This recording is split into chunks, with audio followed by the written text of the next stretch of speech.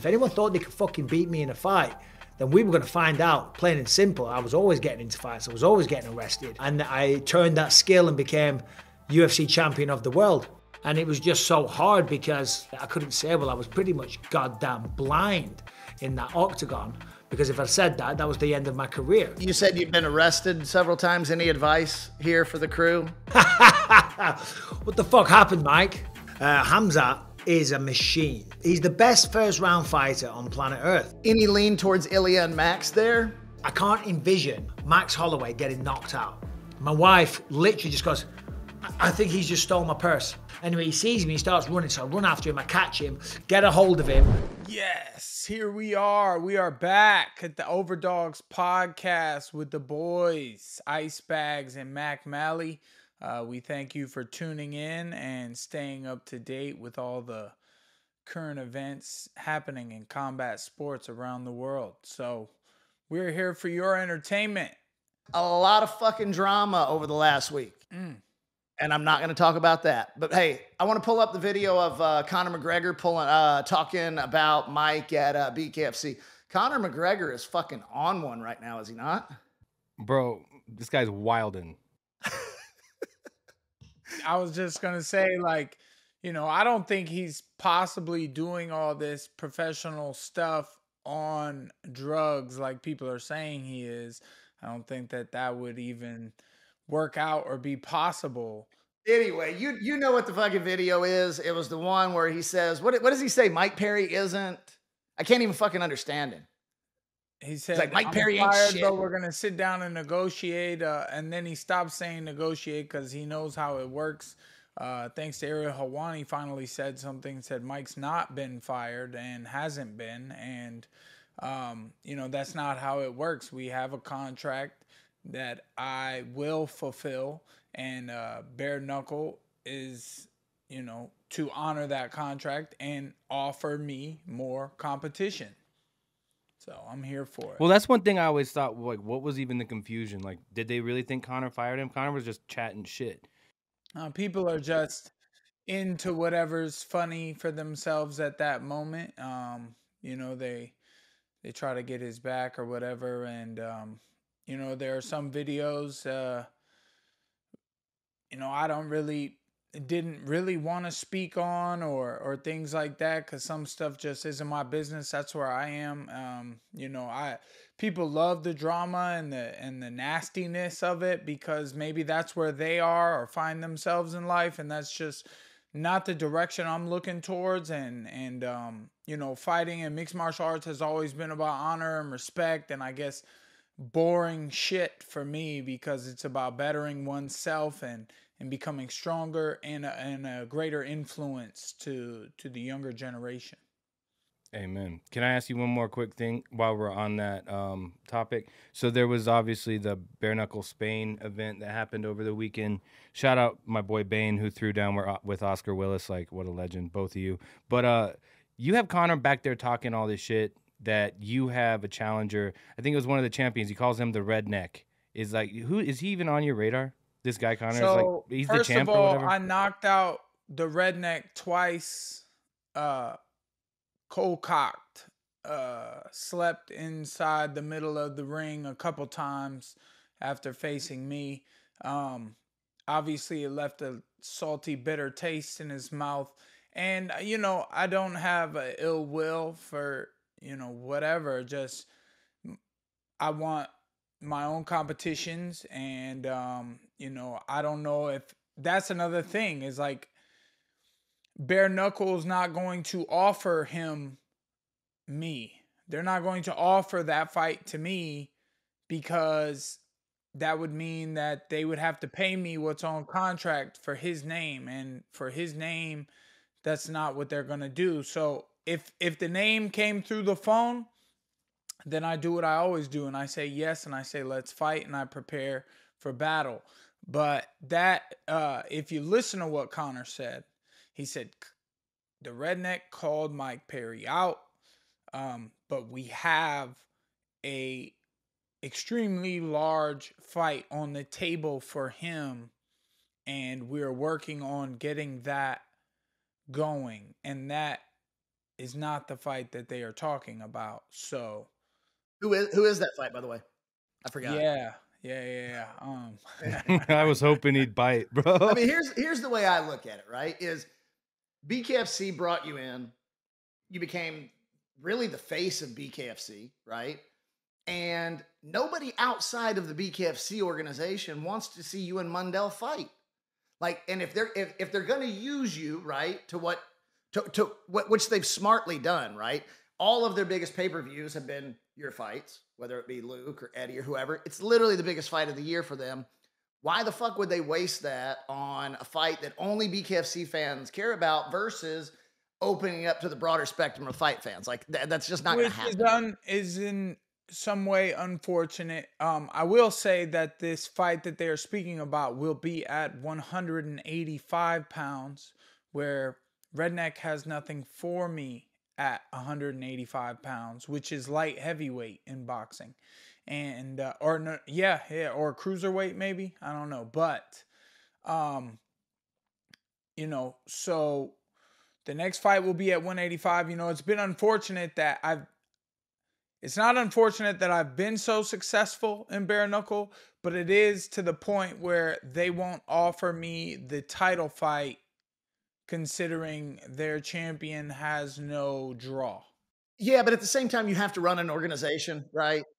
And if those matchups, like you said, they're not going to pay Mundell to fight you, right? They're not going to pay for that kind of exposure. So at that point, it's really pointless from a business perspective to do that, to be honest, because the last thing they want to do is get you in a cycle of fighting up and comers, right? For title fights each time. It just doesn't make any sense.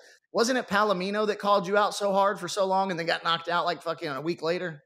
Well, he didn't get knocked out. He did get knocked down. And what is that champion's name? He's the pound for pound number one. He was a WBC boxing world champion at one time. And, you know, he moves very well. He's very slick and he's got good boxing skills, stays behind the jab, moves, gets the angles. No doubt Trout is his name. Oh, yeah, I was going to say, isn't it Trout? That is at 165, you know. I couldn't make that. I can't make that weight. I haven't made 170 in a long time. And when I did last time I make 175, you know, it sucked me out and was very, you know, very tired from cutting the weight. I've done well performing at 185, and my last fight was at 200. So I attempted to make that, but I only went up to 196. Was Eddie 175 or 185? 175 was Eddie. Bring Bisping on. Oh, there he is. What's up, Count? What's up, buddy? How you doing, Mike? Cheers, mate. I'm doing well. How are you? Bags and McMalley. I've never met you both. How you doing? What's up, Mike? I thought we had you on, man. Pleasure. No, we haven't had Michael on. You never had me on. I've been very offended, Mike. Very offended. I thought this was our second time working with you on here. I don't think so. Although I had Daniel Rodriguez on my podcast on Monday. And I said to him, thanks for coming on, Mike. I've never had you on before. We got to talk. And he's like, dude, I was on 3 months ago. So maybe I have. I don't know. You know. Anyway, good Mike, to talk to you. You've been on the show twice already, buddy. Yeah, okay. Yeah. My bad. I forget stuff all the time, man, for sure. Yeah. No, they're always so quick to, CTE. It's like, dude, I've got a busy life, man. I'm all over the place. I'm on planes left, right, and center. I've got kids. I'm running off my feet. I'm juggling a million things. My bad. I forgot. It doesn't mean I've got brain damage. Maybe I was just stupid in the fucking first place. Yeah, I tell my wife that all the time, right? Like, I'm like, I can remember something from 2 years ago, but ask me what I had for lunch, couldn't fucking tell you, and that was an hour ago. Yeah, like, no, literally. Exactly. But anyway, enough of that. The Overdogs Podcast.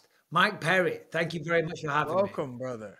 Hey, Mike, why don't you kick it off, bro? We do a fun little segment called 10 Conspiracy Theories in 30 seconds. It's just rapid fire, yes or no, true or false. You ready? I'm not a conspiracy theorist guy. You're not. We're about to find out. It's yes or no on these questions. We have about 10 questions, real quick, 30 seconds, yes or Okay. no's. Are lizard people real? No. Is Michelle Obama a man? I'm going to say no.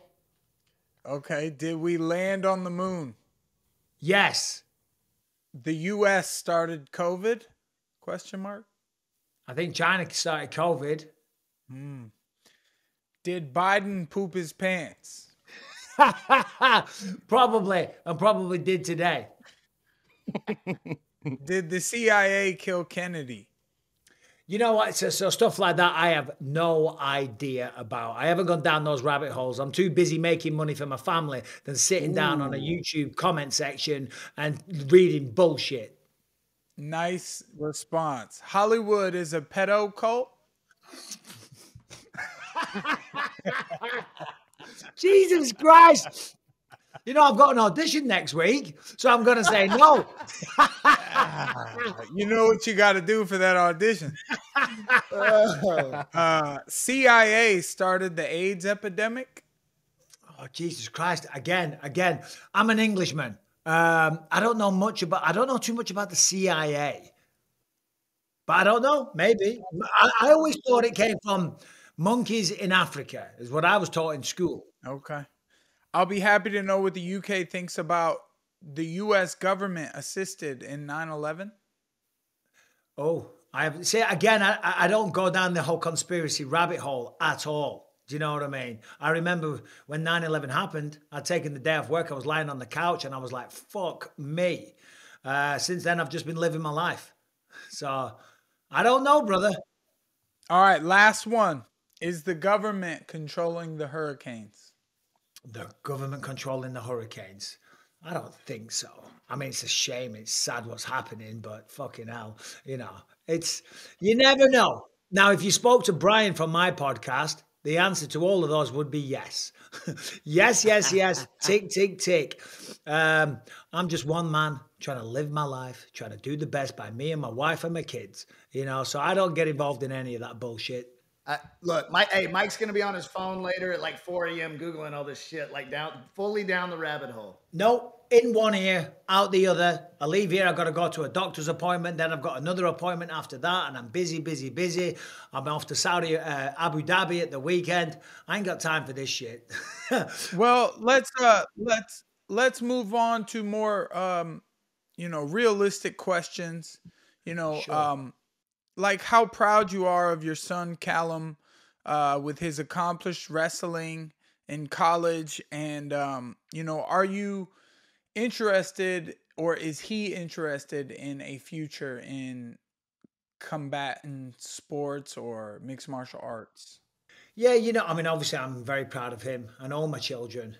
Callum's always been a massive fan of not only mine, but the UFC in general. I used to go into his bedroom, and I still do. It'll be like 2 a.m, and like I can hear something. And he's watching like Pride Shockwave from 2002 or something in the middle of the night, and he can name main events of fight cards and who was on there and who was on the prelim. So he's a massive fan.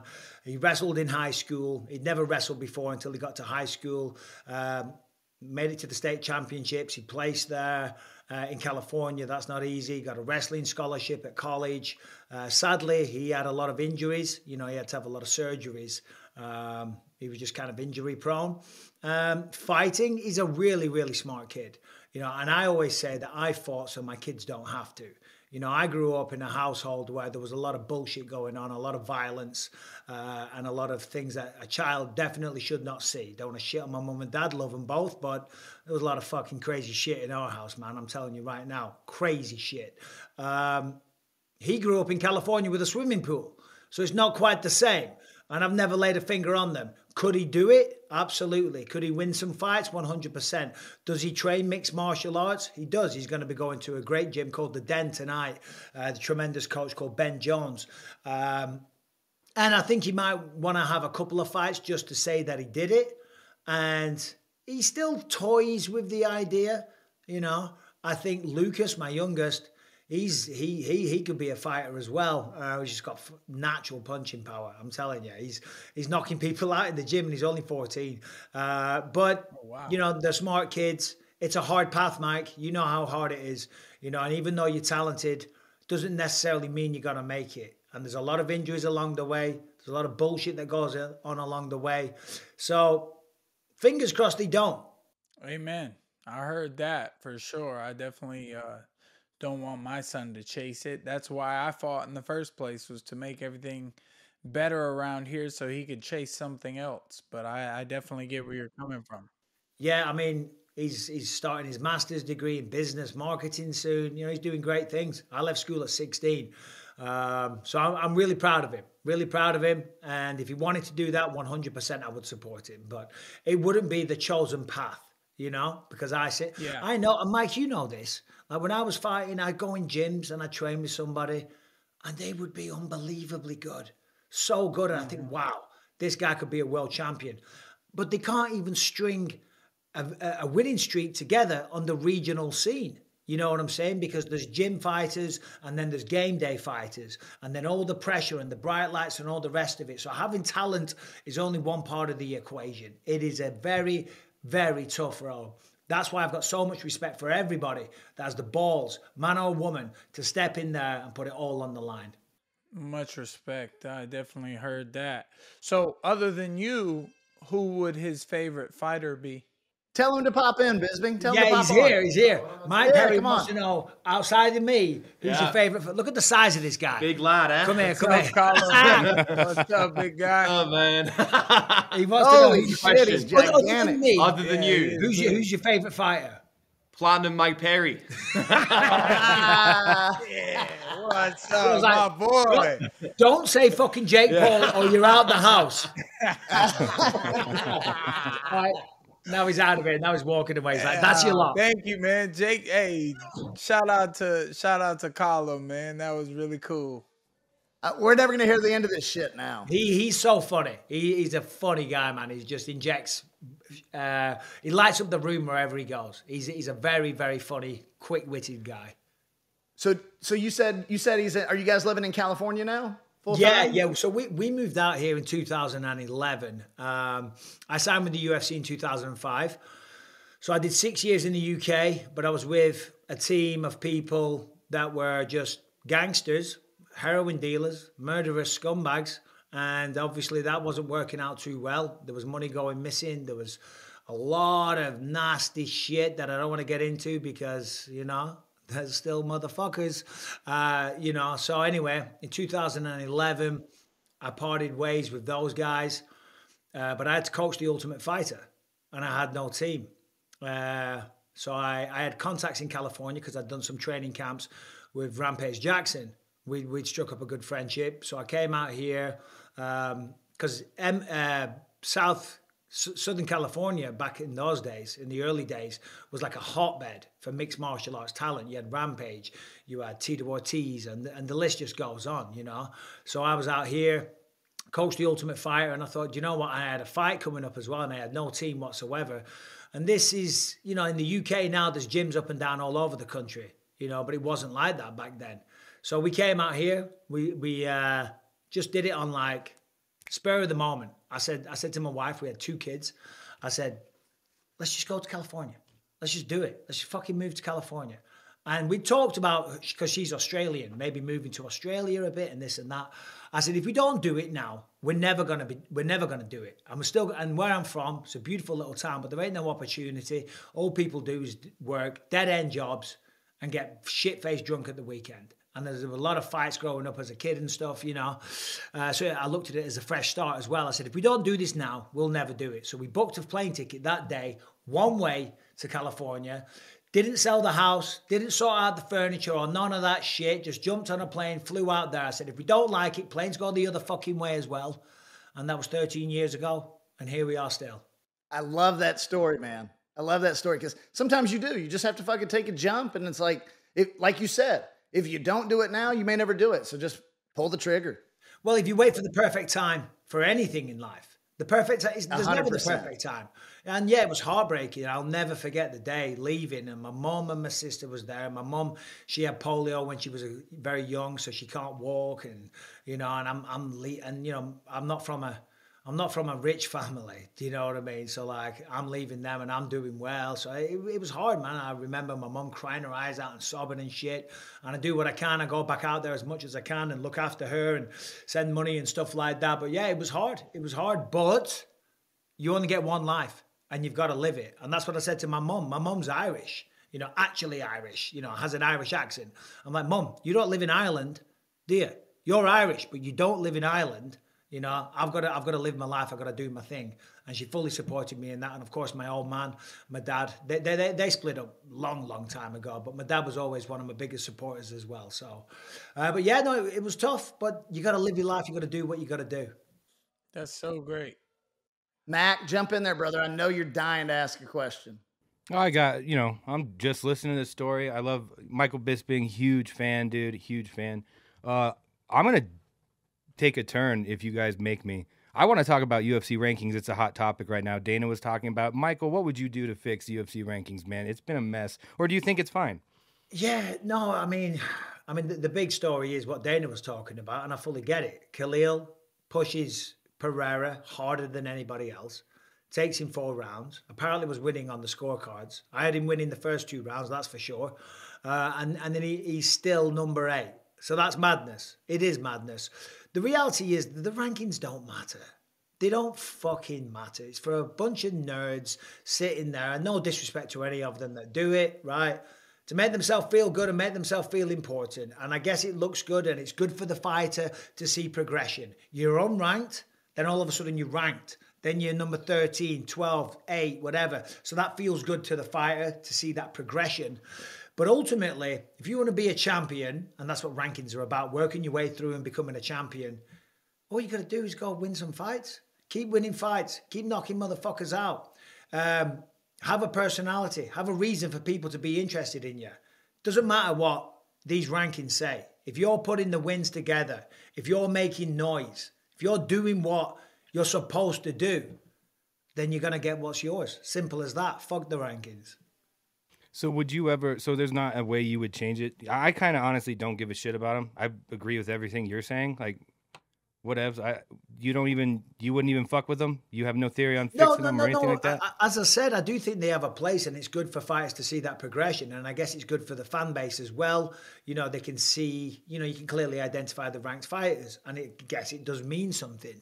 I'm talking about everyone getting upset, you know, but it's like ultimately you see, I think when I fought for the belt, I was ranked number 4 or something, you know. I wasn't number 1, you know, so that's what I mean. It's like I wouldn't pay too much notice to the rankings. But yeah, I mean, look, listen, they do have a place. They do have a place. What would I do to fix it? I don't know. I don't know what the criteria is. I know what the scoring criteria of a fight is. I know what the judging criteria of a fight is. I know how to fight. I know how to win a fight. I know how to judge a fight. I know how to watch a fight. I know how to commentate a fight. I don't know how to rank the fucking top 15, and I have no interest in doing that. Mm-hmm. I would say whoever's winning, there's a pecking order, you know, seems pretty obvious to me.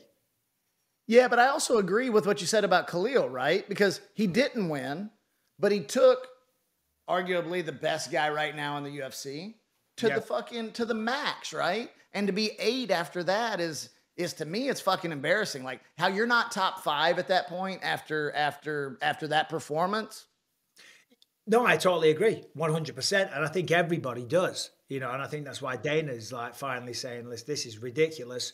Because, yeah, without question, you don't even need to be an expert on the sport. If you push the champion, and certainly a champion like Alex Pereira, that's smoking everybody. You push him to the limit, you make him fight, you bring the best out of Alex, because that's what Khalil did as well. He made Alex have to, you know, elevate his own game. We saw him push to the 4th round. We saw questions answered that we'd never seen before. Does he have the gas tank? Can he go 4 rounds? Can he take a shot? Can he be the hammer and the nail? We saw the answer to all of those things was yes. So, of course, he should go up in the rankings. So I don't know why they're not. You would think that the people that make the rankings would have come out and given some kind of statement. You know, that's on them. But I don't know why that is. And to be quite frank, I'm not too bothered. And I don't think Khalil is either. So are you commentating in Abu Dhabi? Yeah, I'll be in Abu Dhabi. Yeah, so outside of the UFC, I do a bunch of other stuff, and then I work for the UK broadcaster as well, which is TNT Sports.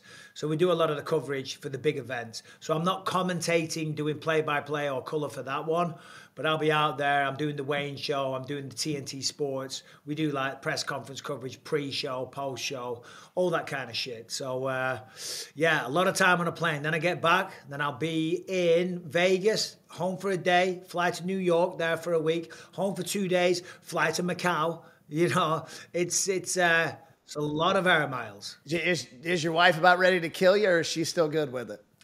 Why do you think we've been together 25 years? Because I'm always on the road. Hey, I'm on like 17. So. Yeah, nah, she's great, you know, because she's amazing. In fact, she's not great. That's an understatement. And she understands the role and the gig, and we live a good life, you know. We live a fantastic life. And also, I do think that little bit of separation, it does you good. I don't disagree with that at all. So Abu Dhabi, let's talk about this, because everybody's excited about Ilia and Max, for sure. Yeah, what are your thoughts? Give me your breakdown. You know, Max Holloway's incredible. The career that he had. The only knock on his career is that he lost to Volkanovski 3 times. Yeah, I know he lost to Dennis Bermudez and Conor McGregor back in the day, but he was still a kid. He was still a kid, you know what I mean? As a man, as a fully fledged adult, he lost to Volk 3 times, and they were very, very close fights. But he lost, you know. I mean, in fact, one of them, I even said to Volkanovski to his face on a post-fight show in Abu Dhabi, I thought Max won. But regardless, in the history books, he lost 3 times. Then he knocks out Justin Gaethje in the fashion that he did. We know about the boxing skill. We know about the chin. And then you've got Topuria, who is ridiculously confident, who has got knockout power. That's probably a big difference between the two of them. Of course, he knocked out Justin Gaethje, but historically we see Max Holloway break people down with his volume before he gets to finish. Topuria is a one-punch guy. He's got great Greco-Roman wrestling. He's undefeated. He's flying high. He's walking around with a BMF strap. He did that against Volkanovski. He changed his bloody profile to the featherweight champion of the world. And the important thing of that is the mind. The mind's the most powerful weapon that anyone has, and certainly when it comes to a fighter. Because if you truly believe that you can beat this guy, that's going to help. It doesn't mean you will win, but if you do all the hard work as well and you've got the true belief, you know, or if you doubt yourself a little bit, once you make your opponent doubt themselves, they're fucked, you know, and that's kind of what Ilia's doing here. He's trying to put a little bit of doubt into the mind of Max Holloway. Well, him going back to 145 too. I mean, we saw him perform at 55 against Gaethje, and he looked great. He looked so filled out. I don't know how he's going back to 45, and I wonder how his body will perform at that weight class again. Well, that's a great point. I mean, we did see. I mean, that was the best performance of his career against Gaethje. And we all know what a killer Gaethje is. I don't need to waste your time. The fact he did that to Justin Gaethje was ridiculous. And I thought, shit, maybe we're going to see him stay at 155 after that. And it wouldn't have been a bad idea. I understand with the popularity that he has, and after that performance, and he's got the chance to get the featherweight strap back, he's going back down to do that. But I hear what you're saying, Mike. I hear what you're saying. He looked big and he looked good, and he's got the frame for 55. Yes, sir. So, back when Mac was talking about rankings, I was thinking of how the fans always wanted to see, like, back in the day, they wanted to see a Bellator top-ranked fighter versus a UFC top-ranked fighter. They wanted to see these rankings against each other. And my point, I'm going to sidetrack to a whole new organization. We're going to get rankings for the Dirty Boxing Championships. And I want to know if you've heard about Dirty Boxing and, No. if you're looking forward to it. No, you haven't. What is Dirty Boxing? So Dirty Boxing, there are no rankings currently, but Dirty Boxing is an organization that Ice Bags and myself have come up with, and we are releasing it unto the world here shortly. On November 23rd, we will have a private show in Miami, and we're really looking forward to. Our rule set has been approved by the Commission of Florida, and what makes this sport, it's a whole new sport. It's very interesting. It's 5-ounce gloves. It's dirty boxing or boxing with clinching and elbows and ground and pound to a downed opponent. Nice. Oh, I mean, listen, I love it. I love it. And all the best with that. So you got the first one in December. I'm assuming this is my official invitation to the inaugural show of Dirty Boxing. Absolutely. Please come. If you can be in, look, if you can be in Miami November 23rd, absolutely. I'll be in Macau. We've got a really big star fighting on the card. We can't say who it is right now, but yeah, it's an interesting new thing. It's a new sport. You know, it's pure violence. Not as violent as BKFC is, right? Because we've got the 5-ounce gloves, but we took away the kicking and the wrestling and the jiu-jitsu just to make it as fast-paced as possible. Why'd you take away the kicking? I think it slows it down. Yeah, it slows it down. And 2, we wanted to see, okay, and when we started this rule set, I called Roy Jones Jr. He's a good friend of mine, and we started talking about this. And I said, how many boxers do you think would fight in this format, right? Because it's dirty boxing. It's fighting, but with elbows, right? Spinning back fists, whatever you want to do with the arms. And what we want to see is, who's the best on their feet? Is it a professional boxer? Is it a Muay Thai guy? Is it an MMA fighter, right? So it's going to be an interesting... Look, it's going to be an interesting mix. I mean, we all know how hard the fight game is, right? But we wanted to bring something.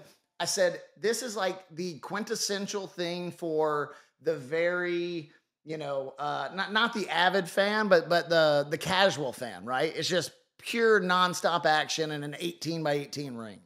Nice. Well, best of luck with that. I mean, I would have liked to have seen knees and kicks in there as well, but whatever. That's because I'm a kickboxer. But no, that's awesome, and I'm happy for you, Mike. You deserve it because. Thank you, sir. I've thought about doing something similar myself. Or just you need these projects, don't you? As a fighter, you need something to put your teeth into. As I say, I'm busy as hell, but I'm still thinking about what's the next thing I'm gonna do. I think it's going to be exciting as far as seeing these pro fighters in mixed martial arts sized gloves, just throwing leather in boxing. And we added the elbows in there and ground and pound. So we're finishing fights. I think we're going to get some amazing highlights out of this and some big. So let me ask you a question though. And I'm not trying to be critical. If there's ground and pound, wouldn't that involve jiu-jitsu as well? Because the guy in the back obviously needs to defend himself. Right. This was an argument that I had with them saying, can the guy on bottom do De La Hiva? Can he throw an up kick? And to the chest, he can throw an up kick. He can push off. He can wrap up or pull the opponent to a guard, which would reset the action on the feet. So if your knees touch the ground or your opponent, you must stay on your feet when ground and pounding. Okay. All right.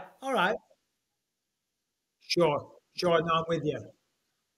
That was my favorite way to ground and pound back in the day. Yes. So both feet on the ground is ground and pound. That's it. You can't mount. You can't do any of that. So this leads me into another question for you, Michael, for Bisping, and it kind of leads into who we may have on the show on November 23rd, but without saying it. Were you scared at any point in time of Yoel Romero screaming that he loved you? I wonder who it's going to be. No, I was never scared of anybody, but he is a scary dude though, isn't it? Let's be honest, you know what I mean? Yoel's fantastic. He's had an incredible career. He's inspirational to see what he's still doing at this age. I say this all the time. When you're fighting, I'm going to talk shit. Of course. Listen, that's who I am as a person. You're pretty good too. Yeah, but I'm going to fight you. So I'm gonna have fun along the way. I have got a free pass to talk as much shit to you as I want to do, and we're gonna fight. And if you've got an issue with it, we'll figure it out on the night. And I never talked about people's wives, girlfriends, family, anything like that. I talk about them, talk about their skills, talk about maybe if they're wearing some shitty shoes or whatever the case may be. And because I'm just having fun with it. and you're promoting the fight a little bit. And then there's a little bit of psychological warfare. I never got to fight Yoel, but, you know, we would have done if he'd have beaten Robert Whittaker. Because I went to the cage, I was there ringside when he fought Robert Whittaker, and they were fighting for the interim belt because I had surgery on my knee. And whoever won that fight, I was supposed to fight. Robert Whittaker won it because the narrative is, oh, Bisping ducked Yoel. Well, if he'd have fucking won that fight, we would have fought. Simple as that. But he didn't. He lost the fight. So it is what it is. And then Robert Whittaker, that fight fell apart for whatever reason on the Whittaker side. And then in the meantime, George St. Pierre came in. I'm like, let's go, because the guy's a massive superstar. But yeah, no, Yoel's the man. It's crazy to think at his age, he's still doing it, man. And he still looks as good as ever. I remember seeing you at UFC 204, maybe. I fought Danny Roberts in the UK, in Manchester. And I saw you. You were the champion at the time. You had the belt. And you were fighting Dan Henderson. And you were taking pictures when I saw you. And you looked huge. You were like jacked to the gills. And you were pissed off all the time. You were just yelling at everyone you spoke to. You were telling them all to get their shit together. And and then follow you around because you were the champ. I mean, I still have that image in my head of you just. I never shouted at someone to follow me around. I maybe you're talking about, because I remember, because I got in a bit of shit for this at the weigh-ins. Was it at the weigh-ins?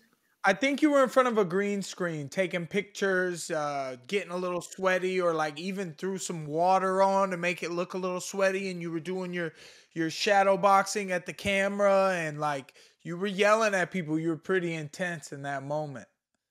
And you were way bigger than you are now. You got the I don't know, bro. Hey, dude. Now. I was weighing in at 180. I was weighing in at 185 back then. Fucking hell. I'd have to chop a leg off to make 185 these days. What was it this morning? I was like 220 this morning. And I'm not a bad looking 220 either. You that big? Yeah, I still got it. I thought you were smaller. All right, so since we were talking about Whittaker and you're going to be in Abu Dhabi, give me your picks between Ilia and Max and Whittaker and Khamzat. I really don't know. I'm going to sit on the sidelines. I'm going to wait and see the whites of their eyes when they get close to one another. I want to see all that shit. But Khamzat is a machine.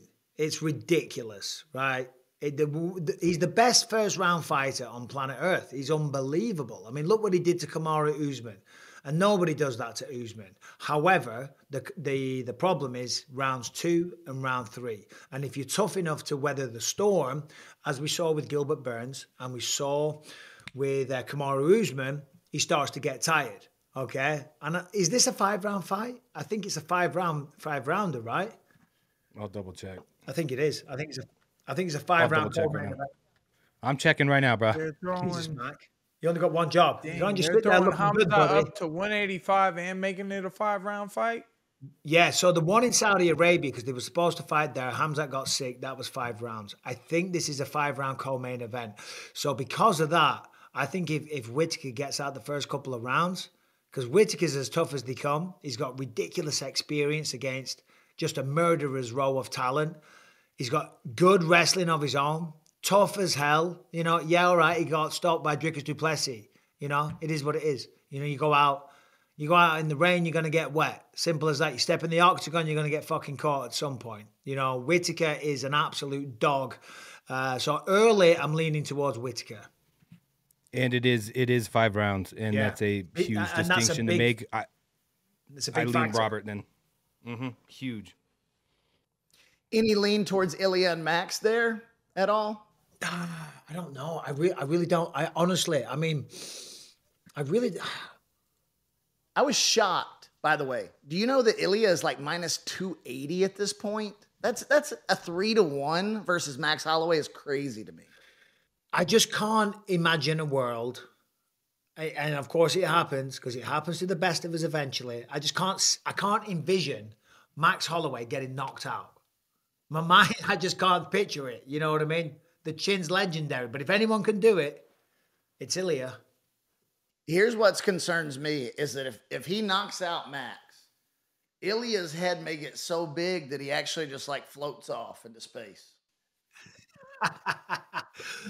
Do you know what? When you speak to him, he's actually a really, really cool guy. I did an interview with him and he was a sweetheart. Now listen, when he's talking shit. He's a friend of the show. He's been on Overdogs before. Oh, Ilia. well, you got one on me because he won't fucking come on mine.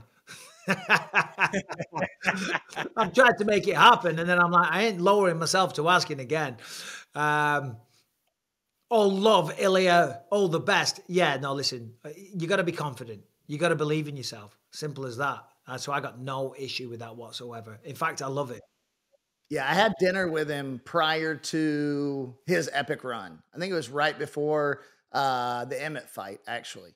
And like you said, sweetest fucking most down-to-earth guy, but knows how to play it up when it comes to the media side, right? Because that's what everybody wants.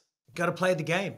You got to give the people something to talk about. And when you walk out there as a fighter, you want to evoke emotion.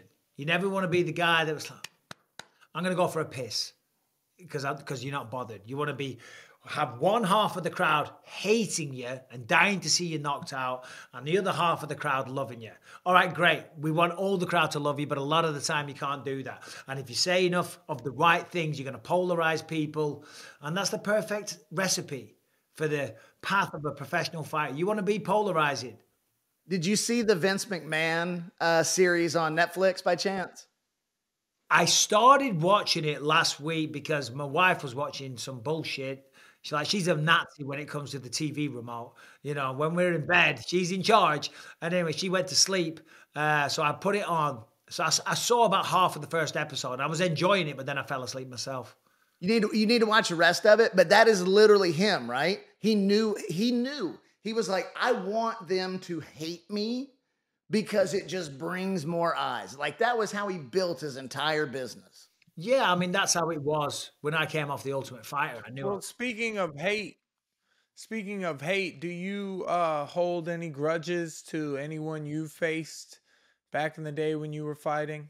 Nah, I mean, I retired a long time ago now, and that's all so far gone. You can't hang on to shit like that, you know. I like some people less than others, maybe, but I've certainly got no hate. Far from it, you know. I don't think there's anyone that I hate. I mean, there's maybe one or two dickheads from back home that I can think of. But other than that, there's no one in the UFC days that I hate. You know, there's a couple of dildos. Do you know what I mean? There's definitely a couple of people that fit the description of a dildo, but there's no one that I hate. Oh, I got a question for you. So I'm sorry, Mac. I keep cutting you off, buddy. But Dirty Boxing Championship, right? With that rule set. And you're a UK guy. Yes. This is my dream fight here because of the history and the lore. Mike and Darren Till in that format. Let's get it over with. Let's do it. I'm sure Darren would do it. I'm sure he'd love it. And I know you're up for it, Mike, 100%. I mean, geez Louise, make it happen. I would be very surprised if Darren Till didn't accept that. Oh, I still got it. Come on, baby. Whoa. He didn't want to do the bare knuckle, though. He didn't want to do the bare knuckle, so we'll put the little 5-ounce gloves on. Yeah, well, you know, he's got a pretty face. He's got a pretty face. He needs to protect it. You know? Yeah. You know, it takes a certain type of someone to want to do bare knuckle. You know what I'm saying? Nothing against it, but like some people might say, I've got enough people I can fight in boxing or kickboxing or UFC without going down the bare knuckle path. And I'd kind of understand that take as well. But yeah, Darren, hey, train fucking hard. That's all I say. If you fight Darren in dirty boxing or any kind of boxing, don't underestimate the gorilla though. I'll say that. He's good, man. He's good. As are you, Mike, of course. Bisping, we've had a ton of people on this show, right? Darren Till was the biggest, most viewed episode. It was like 400,000 views. It was bigger than John Jones like 2 weeks prior, just because Mike and Darren talk so much shit to each other for 45 minutes. Yeah, the people fucking ate it. Well, he's hilarious. He's funny. If there's one man that he does not give a shit. And I love that about him. You know, he's you got two of them right there, Mike and Darren. Yeah, it's like, whoa, what's he going to say next? You know what I mean? What's he going to come out with? You know what I mean? So, no, Darren's hilarious. He's from Liverpool. Scousers, they're funny, man. They just have a natural wit about them, you know, and Darren certainly epitomizes that. All right, Mac, go ahead, buddy. I haven't seen him in a while. He's been quiet. What is he up to? You know he just boxed, but okay. You are one of the greatest trash talkers of all time. We were kind of just talking about making fans care whether they hate you or love you. I think sometimes you're omitted on the GOAT list of shit talking, or at least people forget, because people go back to like Chael or Conor when he was on fire. So I want to get your top 3 trash talkers ever, and I think you're probably number 3. Well, thank you very much. I appreciate it. It's not something that I really give a shit about personally. You know what I mean? Yeah. All I cared about was winning the fights. And if along the way I was going to talk a bit of shit, listen, I'll talk to shit today. So that's just who I am. You know what I'm saying? So it's like, if I'm going to fight someone, I'm definitely going to talk shit. The thing is, obviously Conor McGregor became the global sensation that he is, right? And by far the richest guy, made the most money and all that stuff. So a lot of people try and copy that. And when they copy it and it's not them and they're not being authentic, it is cringe. You've just got to be yourself. Don't try and be someone else. Don't try and put on an act. Don't think of a rehearsed line that you're going to deliver on the microphone. Of course, that's what Chael used to do. But Chael delivered those lines amazingly. You know, I mean, the call outs, some of the stuff he would talk about, Anderson Silva, the Nogueira brothers feeding a carrot to the bus in Brazil and all kinds of shit. You know, when he was talking about the mean streets of Wesleyan, Oregon, yeah, you know, sure, we had a cleaner, but she only came twice a week. I had to see that kind of thing. You know, the guy's fucking hilarious. So Chael and Conor, they've got to be up there. I'm not going to put myself on the list because that'd just be a dick move. Who else is good? Who else is good? You know, DC was pretty good, but hold on. Who else you got? Give me some suggestions. I don't know. I think John roasted DC pretty fucking good on that exchange. Like, you still there, pussy? He's got some one-liners for sure. Yeah, see, that's the thing, though. That's what people don't understand. That ain't trash talk. That ain't No, trash that's talk. just him being him. That's right then and there in the moment, fucking being real. And that's what people resonate with. Those real moments, real emotion, real passion. Yes. You know, and that's what you've got to give people. You know, and then sometimes you say stuff and maybe it's not the most politically correct thing, but people see it and they resonate with the passion and the honesty and just the brutality of it, you know. And that part there that you're talking about with John Jones, oh shit, you're like, oh my God, holy fuck. UFC are so glad the cameras are still rolling here because this is gold. You know, you want to talk about fight promotion, it doesn't get better than that. Rather than sitting there on a desk with your microphone and like coming out with some crummy bullshit, that stuff's real. And that's the best kind of fight promotion that you'll ever find. Amen. All right, one other quick thing. You posted a video the other day. Someone tried to snatch your wife's purse right in front of you? Ooh. Not in front of me. So I was in Paris. Yeah, I was in Paris for the Moicano fight. We stuck around for a week afterwards. My wife and I had a lovely time. We're having coffee. My coffee was boiling hot. So I go into the store, so the coffee shop, to get a bit of ice to cool it down. Because I like my coffee cold. I don't know how these people can drink boiling hot water. It's going to burn you. Do you know what I mean? Maybe I've got a pussy mouth, but I need it kind of cool. So I go in to get some ice. And when I walk out, my wife literally just goes, I think he's just stole my purse. I'm like, what? She goes, she had her bag over the back of the chair. She goes, and she just felt a little something. And when she looked, her bag wasn't there. She goes, I think it was that guy there. So I started running after him. She's like, I think it was that guy. Because she knows I'm going to go hard. I'm in a touristy area, beautiful part of Paris. There's families everywhere and children and couples and stuff. Anyway, he sees me, he starts running. So I run after him, I catch him, get a hold of him. I grab him by the neck and I'm like this. And he had the bag wrapped up in a towel. So like, it's pretty smart if you want to go snatching bags. Because if you hide it in a towel and you look around and say, who's taking my bag? You're not carrying a bag, you've just got a towel. You know what I mean? I mean, this is not my cup of tea, but still, if you want to steal bags, that's not a bad idea. So anyway, I grab him by the throat. And if you get your ass kicked, you can clean yourself up. So there you win-win. Go. There you go. So I grab him by the throat and he's going, merci, merci, merci, which is French for please. And he drops the bag on the floor. And I wasn't going to do anything. I wasn't going to beat him up. I got the bag back. There's kids around. The guy's probably got a shitty existence as it is. You know what I mean? So I let him go, but I gave him a good fucking kick up the ass. As he was walking off, I ran up and like, field goal kicked his fucking ass because you weren't getting away scot-free. And I, you know, when he woke up that next day, whatever park bench it was on, he's like, what the fuck happened to my ass? And it would have been black and blue because I give him a proper kick up the backside. And that's it. That's Good it. for you, man. That's incredible. No kids around.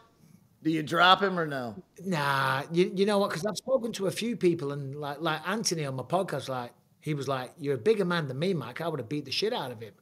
And it's like, you know, I've come to a point in my life now. I'm 45. I don't need to prove myself. I don't need to prove I'm a tough guy.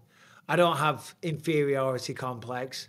I don't have the only thing going for me that I'm a tough guy. When I was younger, that was it. I was tough. I could fight, you know, and I wore it as a badge of honor. Pre being a professional fighter, that I could beat anyone in a fight. And if anyone thought they could fucking beat me in a fight, then we were going to find out, plain and simple. I was always getting into fights. I was always getting arrested, you know, and I turned that skill and became UFC champion of the world. I made a lot of money. I live a great life, and I don't need to prove myself to fucking anybody now. So I got the bag back.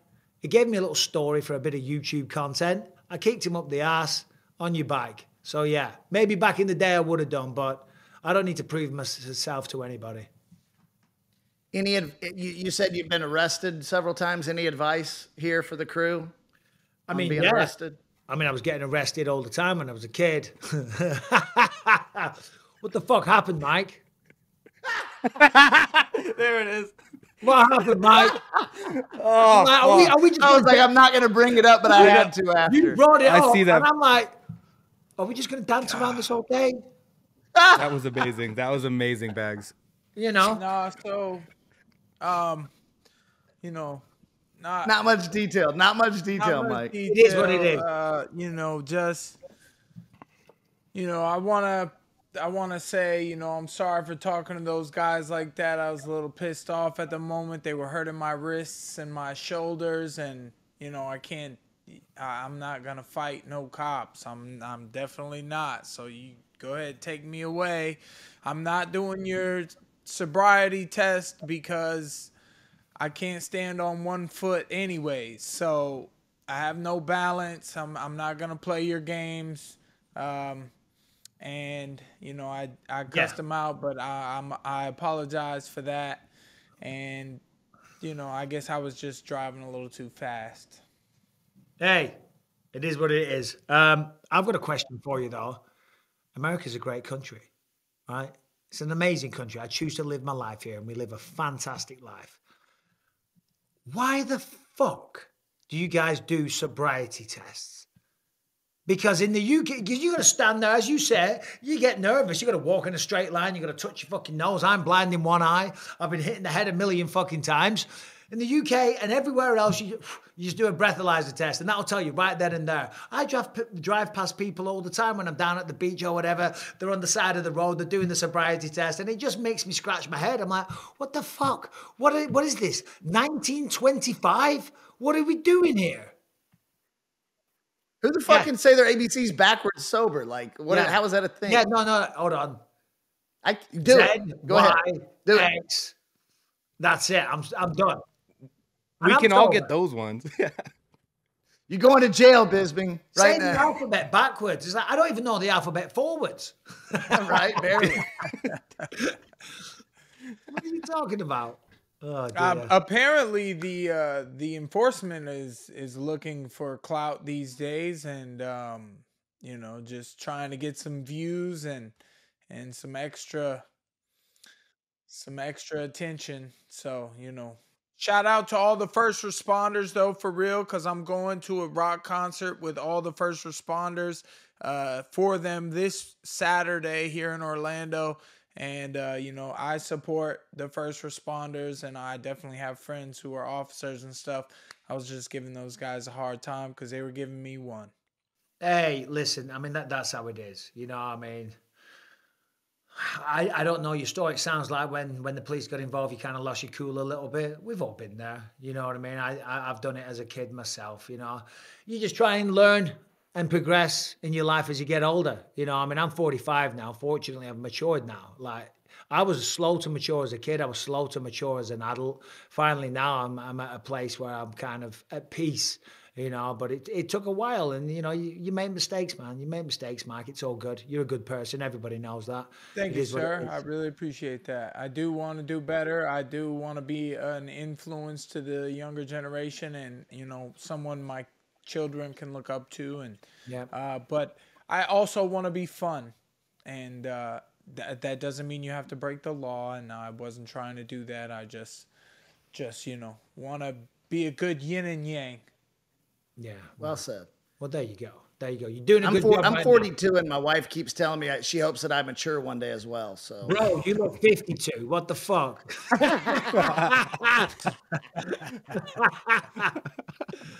Oh shit! Love it. Yo, I got a quick question, Bisping. You talk a lot about, you know, mental toughness, and it's the most important aspect of fighting. I'm curious what you would consider like your Mount Everest of mental toughness in a fight. Like, would it be beating Luke Rockhold? What do you look back, or was it beating Anderson Silva? What do you look back and hold as like your prime example of the toughest you ever were in a fight, and your mind getting you through? Yeah, I mean, there's two fights that spring to mind. It's probably when I fought Anderson Silva and then when I fought Dan Henderson for the belt in Manchester. Obviously, when I fought Henderson the second time, the whole game plan is avoid that right hand, you know. But as I said before, you don't go in the rain without getting wet. He's made an entire career off that. He hit me in the first round, dropped me in the second, and he shattered all of my orbital bone. And as you know, I'm blind in one eye. This is a fake eyepiece. And throughout the fight, the swelling was getting worse and worse and worse. And by like halfway through round 4, I could hardly see. I would have to move my one eye around. I could have like a tiny little slit of vision, you know, and I still managed to get it done. The first time I fought Luke Rockhold, obviously with one eye, right before I left to Australia, my training partner kneed me in the face as I was about to put a Kimura on him from side control. He's on his back and he kneed me in the face to try and escape, opened up a big cut. And in that first round in Australia, Luke and we clashed heads. It opened up the cut and blood's pouring into my eye. And so I'm fighting, I've only got one eye, blood's going into my eye. And I always liken it to, imagine you got a car and a windshield and you pour a tub of paint on a car windshield and you put your wipers on, it's just going to smear it. So I've got blood going into the only eye that I've got and I'm wiping it and it's just all smeary and shit, you know, and I couldn't see it. It was just red. And then I'd get the vision back and then it'd bleed into it again. And then obviously Luke kicked me in the head and got the job done fair and square and fair play to him.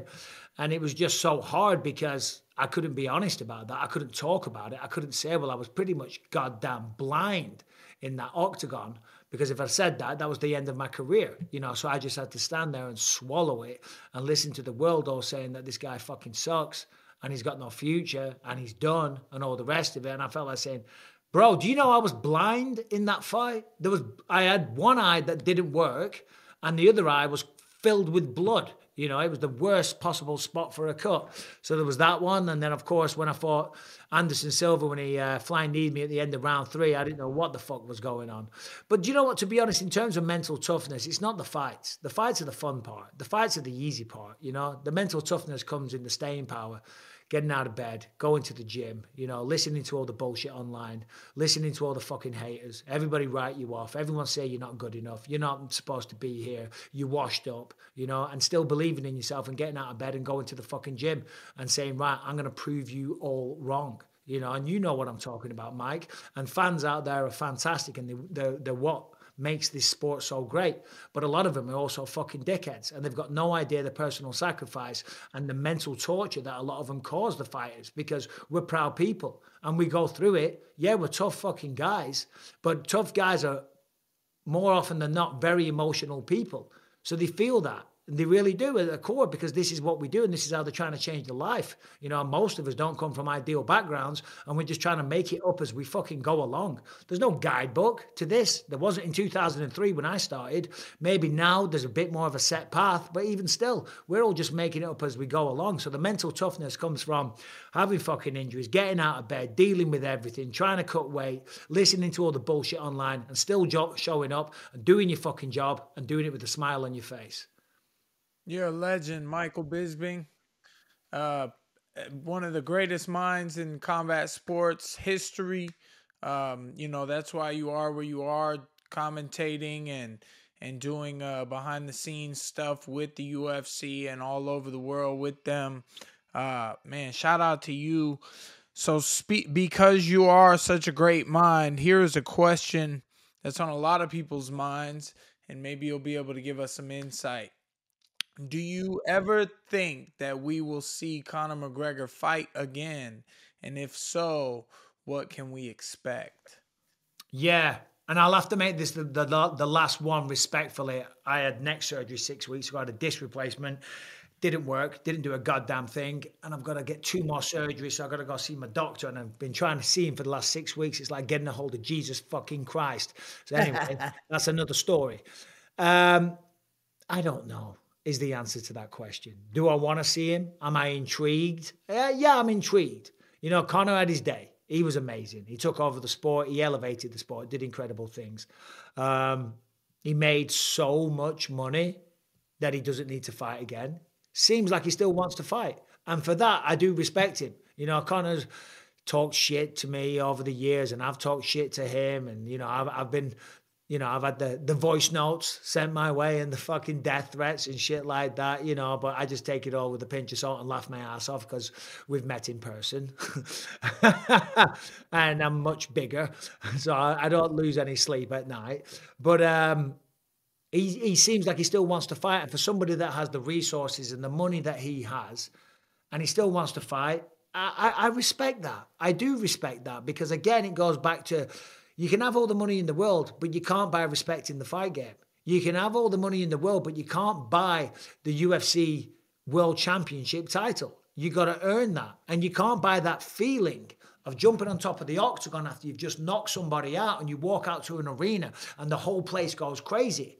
You know, that's why he wants to come back. You know, the money's great. He'd probably do it for free at this point. I don't know if he's ever going to fight again. I hope he does, but honestly, I don't know. You know, we've seen it many, many times. I hope he does. He said he's going to. I guess we'll wait and see. Well, cheers to you, Michael Bisping. I hope you're feeling better soon. And thank you so much for your time, man. It's been a pleasure. Hey, I'm in pain, but I'm always feeling good. Have you tried stem cells yet? Yeah, no, I was booked to go get stem cells. I was booked to go down to BioAccelerator and get stem cells, and then they scheduled the surgery. And it was like... Let me tell you this. Text Tito. Tito came on and said it literally changed his entire fucking life. Yeah. No, look, listen, the shit that's going on here, it's way past stem cells. It's okay. Trust me, it is. Like, I had a disc that was so compressed. Yeah. The doctor had to use a drill to get in between the 2 vertebrae to separate it to get the disc out. You know, so there was that. Now I got a fusion in 2019, so I got a metal plate in my neck. That's all fucking up, so they're going to have to drill into the bone, remove all the bone, take the plate out. They're going to put a disc in, and then I need a third surgery or a procedure on the top of my neck. So it drives me crazy. Everyone's stem cells, bro. Stem cells. It's like fucking stem cells. Don't fucking grow an arm back. Okay. That shit's jacked, bro. I'm living in goddamn agonizing neck pain 24/7. I have blazing headaches all day, 3, 6, fucking 5. But I'll still show up for the podcast. I'll still do it with a smile on my face, and I'll still live my life as a very grateful person. Fellas, I gotta go. You guys take care. Good luck, brother. Mike, you're the best, man. Appreciate you. Mike, pleasure talking to you. Mike Malley, next time we talk, say less. Legend. Take it easy, boys. I'm joking, Mac. All right, boys. Thank you very much. Pleasure. See ya. Bro, hey, these right here are fucking fire. What is it? By the way. Fire. It's High Noon iced teas. Iced tea. Shout out to Dave Portnoy. I know yeah, Portnoy's fucking killing it. Stool Presidente, we love you, bro. Come on this show. Come and talk to us. Yeah. Who's got to connect to Portnoy? We need to get Portnoy on here. Everything, man. Nobody has that connect. That's the beauty of Portnoy. Like, he chooses to do. Apparently, he did like gender reveal for the same family twice. I saw this the other day. he did like some gender reveal for their first one, which was a girl, and he like threw the tests away or whatever, and they were watching like, oh no, that was the answer, and he threw it away, and then he's like fishing this ball out of the ocean, and it was a blue ball, and it's saying that we're having a boy. So he said some good stuff on the video, though. I thought it was pretty good. I love Portnoy. Dude's hilarious. Yeah. Made a killing. Like, real as it gets. And still working, still giving back. These people that make $100 million and continue to work. Yeah. No, that's always impressive. Bisping's a G, man. Love the dude. He's funny. He's intelligent. He's got one of the did I not talk enough or too much on this one? I don't know. I can never gauge it right. I think. No. You did. I don't know. He's fucking with you, dude. In there a little more, Matt. Hey, look, he's just a funny guy. Because when he said I look 52, he was definitely fucking joking. Like, oh, dude, I'm not. My feelings not hurt. That's Michael Bisping. I'm aware. I wanted to ask him at one point, but we ran out of time. Like, if he would have ever guessed he'd be in the spot he is now, because you could take him back to like a couple years into his career, none of us would have guessed that. He was like a problem child, shit talker, you know, and for him to be one of the main guys in the commentary now, I don't know if he would have guessed that. I felt bad for him. I saw him doing his neck and his shoulders. I'm like, damn, I feel you. I feel you, Bisping. I do. And he is a big dude, Mike. Like, when I saw him one time walking through the casino, I was like, is that fucking Bisping? Way bigger than most middleweights you'd see. I mean, shit, he said he was 220.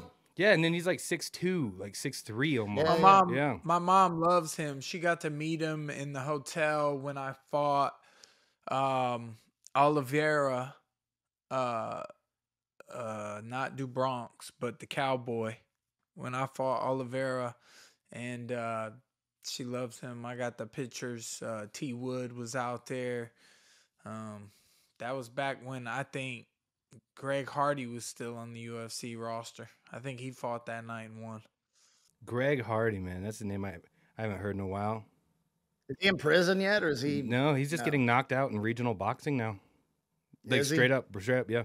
I think he got knocked out just the other week, a couple weeks ago before. Remember when he posted the video where I guess he threw the girl I guess he got arrested for throwing the girl on the bed. Then they showed the picture of it, and it was like fucking 17 assault rifles and shit.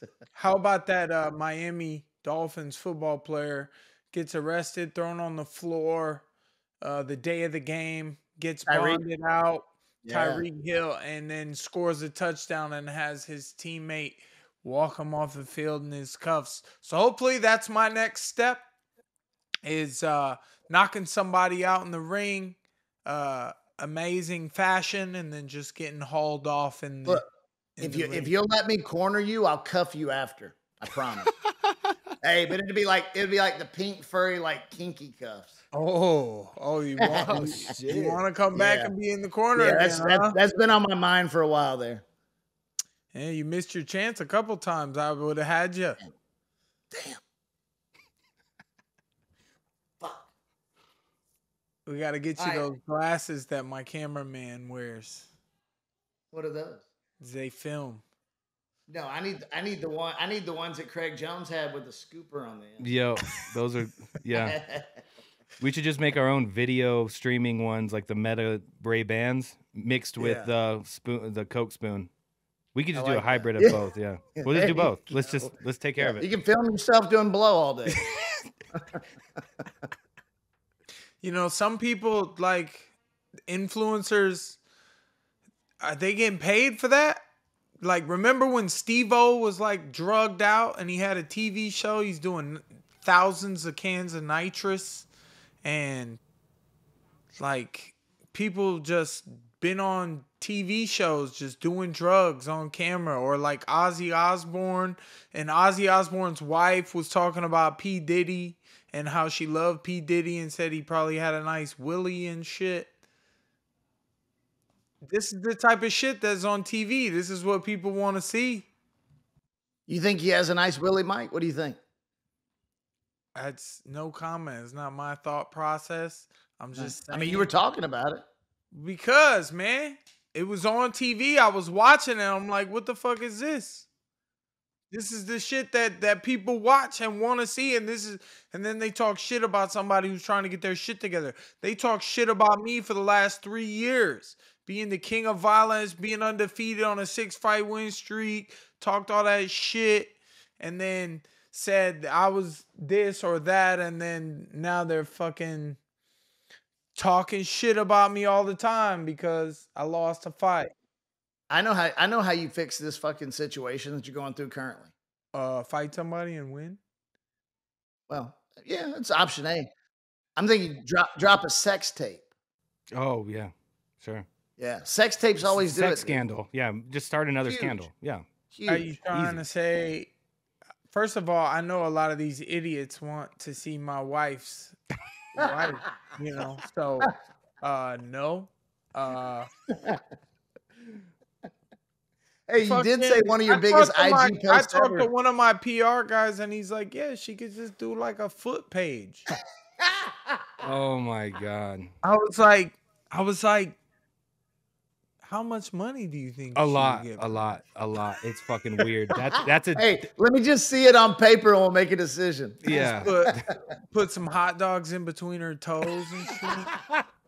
What the I'll be fuck? sucking the toes. Sucking glizzies out of your wife's toes. There's a market for it. There has to be. There might be a market for that, man. Maybe I make guarantee some you there money. is. I assure you there's a market for it somewhere. There will be comments like, "Hey guys, for real, that last little part you guys were talking about, you should try it." Yeah, 100%. It'll be, hey, you'll see it pop up on the screen. It'll be like $200 tip, Mac Malley. I'm gonna go. I'm gonna go tell my wife I'm broke and we need to start her foot page. That's right. Foot page. Foot fetish. Oh God. Hey, can you record that in the meta Coke glasses? Because I'd like to see that reaction.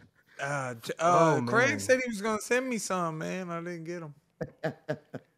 I was gonna eat soup with him because I don't Eat soup. Sure. 3-hour soup session. Glasses.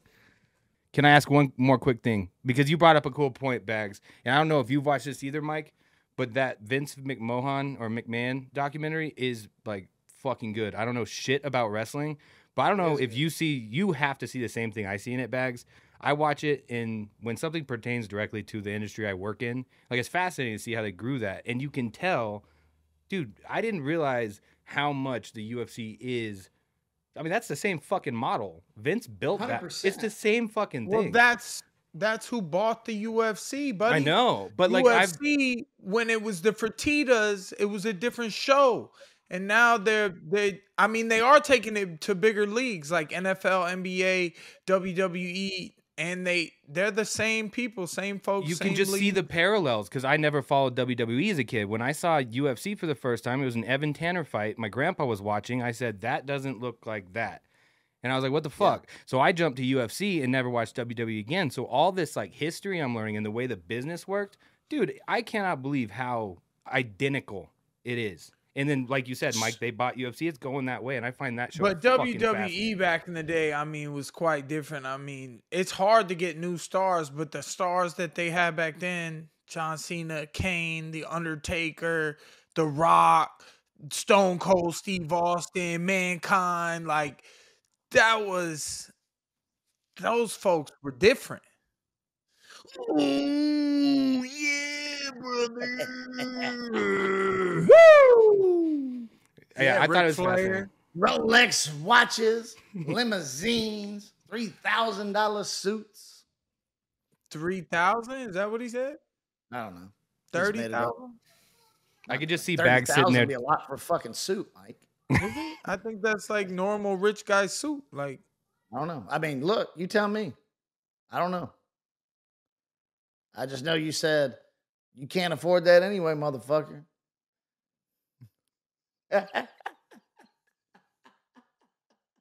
Everyone stay safe out there. Drink responsibly, drive responsibly, and shout out to the first responders. Thank you guys for watching. Shout out to Michael Bisping. Thank you for your time today. And shout out to Ice Bags and Mac Malley, Kenpai Pandas, Overdogs Podcast. Like, comment, subscribe. Yes. Follow us on TikTok. Right. We just started that shit. Oh, and TikTok. Yeah. Oh, TikTok. Appreciate It's you, boys. popping now. It's popping.